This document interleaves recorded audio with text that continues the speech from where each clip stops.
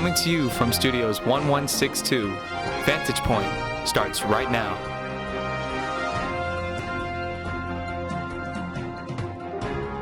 Hey Eagle Nation, and welcome to Vantage Point, where we see you. I'm Max Runninghop. And I'm Sean Lingat, and here's the latest news. Faced with the possible extinction of tens of thousands of species and the growing threat of climate change, the Biden administration announced plans to protect 30% of the nation's land and ocean territory by the end of the decade.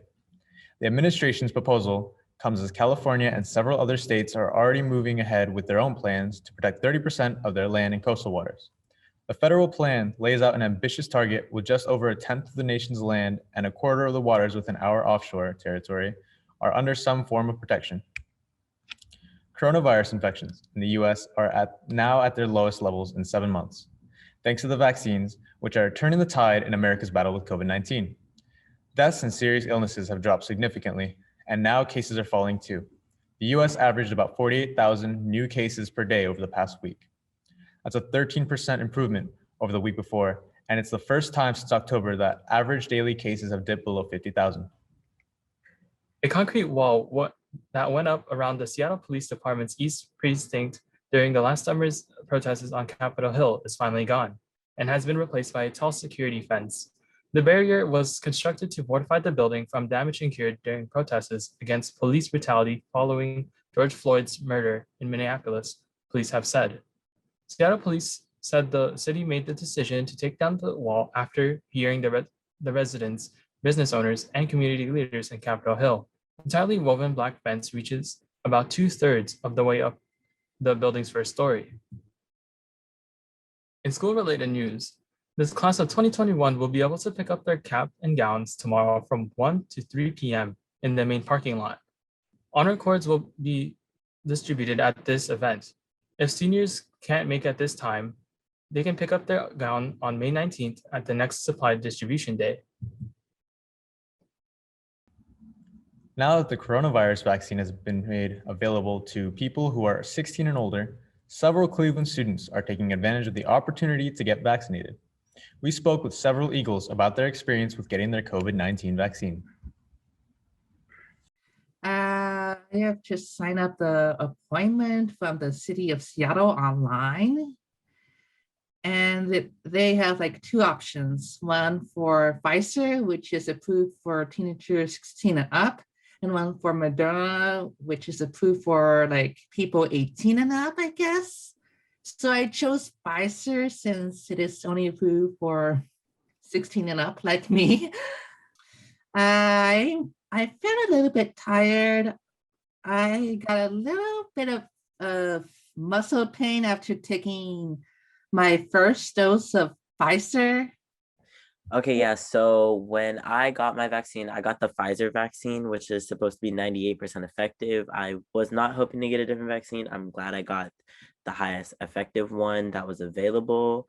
And I didn't really know that there was so much debate kind of about different vaccines being more or less effective. Not at all. It was I actually took the day off of school, so I just had a little pain in my arm. I was completely functional. I even drove home from the hospital. I was perfectly fine. It just was a little pain. Honestly, it hurt like the actual shot itself hurt less than me getting a flu shot. Another supply distribution day on Wednesday, May 19th. Students should check with their teachers to see if they need to pick up any packets, especially those who are taking AP classes. And speaking of AP classes, AP exams will take place starting June 1st. Students taking AP Spanish and AP Chinese will test in person. All their exams will be held virtually. Here's the schedule. If students have questions about AP testing, they can reach out to test coordinator Jen Kakuna at the email address below. ASB officers oversee school-wide events like homecoming, assemblies, and school dances. They also meet often with school leaders to serve as advocates for the student body. Now is your chance to be a school leader.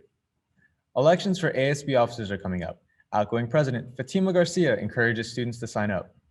Being a leader is something that's super valuable, and it's something that companies, when you're out there looking for a job, look for in a person.